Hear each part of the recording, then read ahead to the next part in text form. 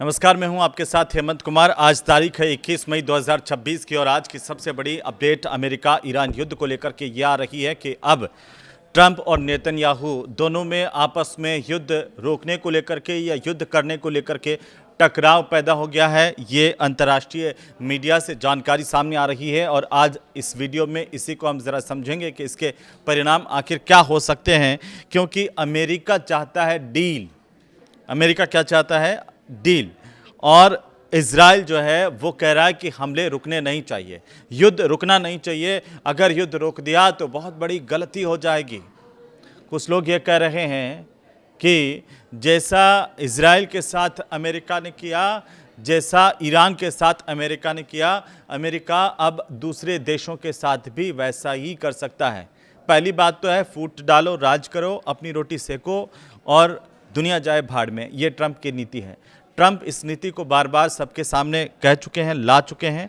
और अब जो खबरें आ रही हैं युद्ध को लेकर के वो ये आ रही हैं कि आगे युद्ध का सिनेरियो क्या होगा, आगे युद्ध की तस्वीर क्या होगी, क्या पूरी दुनिया को वैश्विक ऊर्जा संकट में डालने के बाद अब अमेरिका ईरान का जो युद्ध है वो रुक जाएगा। लेकिन दोस्तों, मैं आपको बताऊं कि जो सबसे बड़ी अपडेट है वो ये है कि ईरान युद्ध को लेकर के अमेरिका के जो राष्ट्रपति हैं ट्रंप और इजराइल के प्रधानमंत्री बेंजामिन नेतन्याहू, दोनों के बीच में मतभेद हो गए हैं। दोनों के रास्ते अलग अलग होते हुए नजर आ रहे हैं।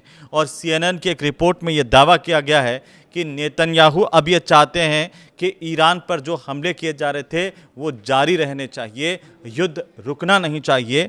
और जबकि ट्रंप जो है वो अपने देश में जैसे जैसे ट्रंप का नुकसान होता दिखा, हथियारों का, पैसों का, तो ट्रंप अब ये चाहता है कि डील हो जाए। अमेरिका ये चाह रहा है कि डील हो जाए, बातचीत के ज़रिए रास्ते का हल निकल जाए, सब ढका हुआ रह जाए, उसका सिट्टा जो है वो सिक जाए। बस यही चाहते हैं ट्रंप। और बातचीत और डील दोनों के ज़रिए मौका देने की कहा जा रहा है कि कोशिश में है ट्रंप। लेकिन बेंजामिन नेतन्याहू ऐसा नहीं चाहते हैं, क्योंकि उन्होंने जिस तरीके से अमेरिका के कहने के बाद अपने आप को युद्ध में झोंका और जो इजराइल का नुकसान हुआ उसके बाद अब इजराइल चाहता है कि इसकी आखिरी परिणति हो जाए, फैसला कुछ भी हो एक बार कर लो।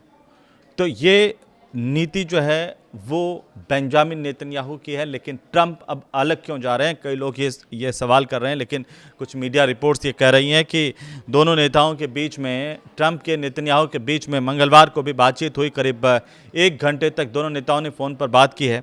और अमेरिका के जो अधिकारी हैं वो ये कह रहे हैं कि नेतन्याहू ने ट्रंप से ये कहा कि ईरान पर जो प्रस्तावित हमले हैं वो अभी रोकने नहीं हैं, वो अगर रोक दिए तो ये अमेरिका की गलती होगी।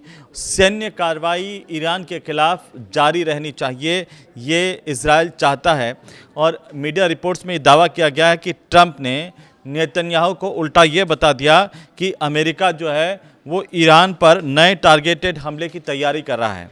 और ये जो ऑपरेशन होगा पूरा का पूरा एक सैन्य ऑपरेशन, इस ऑपरेशन को ऑपरेशन स्लेज हैमर नाम दिया जाना था। लेकिन 24 घंटे के बाद ट्रंप ने अचानक ही दूसरी घोषणा कर दी कि मंगलवार के जो तय हमले किए जाने थे, प्रस्तावित हमले थे, उनको रोक दिया गया है। ट्रंप ने कहा कि सऊदी अरब, UAE और कतर जैसे जो खाड़ी देश है, उन्होंने ट्रंप से ये अपील की थी कि भाई ऐसे वक्त में अभी हमले मत करो। और उन्होंने इन देशों की अपील सुनकर के, अपील किए जाने के बाद में अपना फैसला पलटा। जो एक टारगेटेड हमले किए जाने थे वो रोक दिए हैं।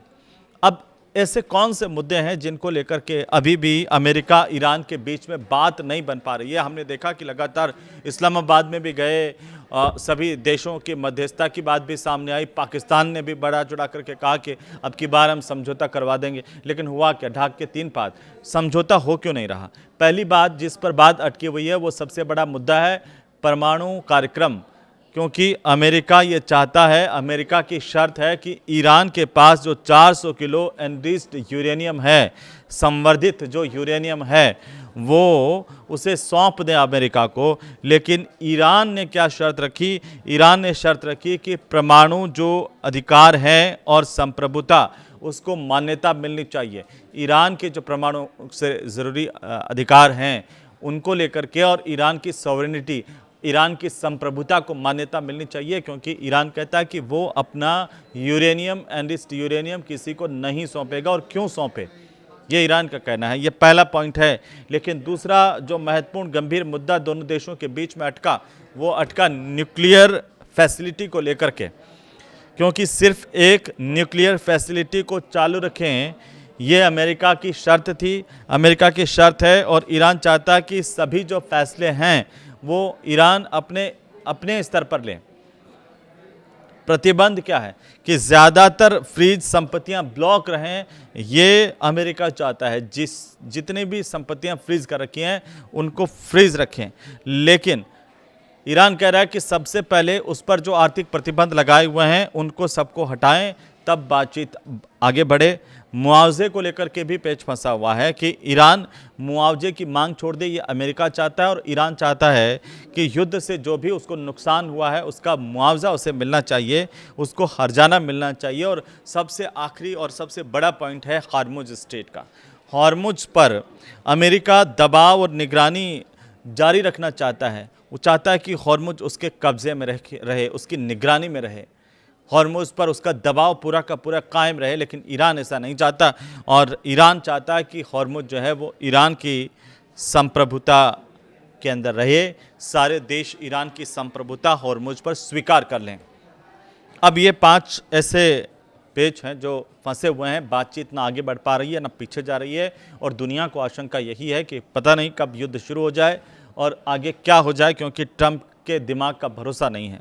सब लोगों को ऐसा ही लगता है। पिछले 24 घंटे के 5 बड़े अपडेट इस युद्ध को लेकर के हम देखें तो अमेरिका की जो संसद है उसने ईरान जंग रोकने वाला प्रस्ताव पास किया अभी, लेकिन उसके कई चरण हैं, और उसमें इन चरणों में से एक चरण ट्रंप का वीटो भी है। अगर आगे जाकर के ट्रंप वीटो कर देते हैं तो भी ये रुक सकता है।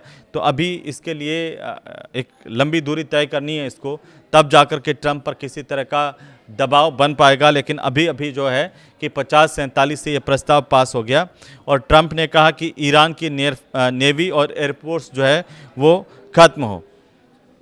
यूएस कोस्ट गार्ड जो एकेडमी है उसके अंदर ट्रंप ने यह दावा कर दिया कि ईरान की नौसेना और वायुसेना लगभग अब खत्म हो चुकी है, और ये भी कहा कि सवाल सिर्फ ये है कि अमेरिका आगे पूरी कार्रवाई करेगा या फिर ईरान इस पर समझौता कर लेगा। लेकिन पिछले 24 घंटे में एक और बात हुई है, वो यह है ईरान के मंजूरी से 26 जहाज हॉर्मुज स्ट्रेट से गुजर गए हैं। IRGC की तरफ से ये दावा है कि पिछले 24 घंटे में 26 जहाज हॉर्मुज स्ट्रेट से निकाले हैं। ईरान ने मंजूरी दी और इसके बाद ये जहाज निकले, और इनमें तेल टैंकर हैं और कमर्शियल जहाज भी शामिल हैं।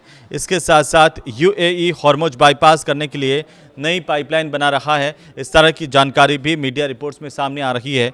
कहा यह जा रहा है कि ADNOC की तरफ से ये बताया गया है कि हॉर्मुज स्ट्रेट को बाईपास करने वाला जो रास्ता अंदरूनी तौर पर निकाला जा रहा है तेल पाइपलाइन, उसका 50% का काम पूरा हो गया है, जिससे हॉर्मुज से जहाज लाने की ज़रूरत नहीं पड़ेगी, तेल पाइप के जरिए आ जाएगा।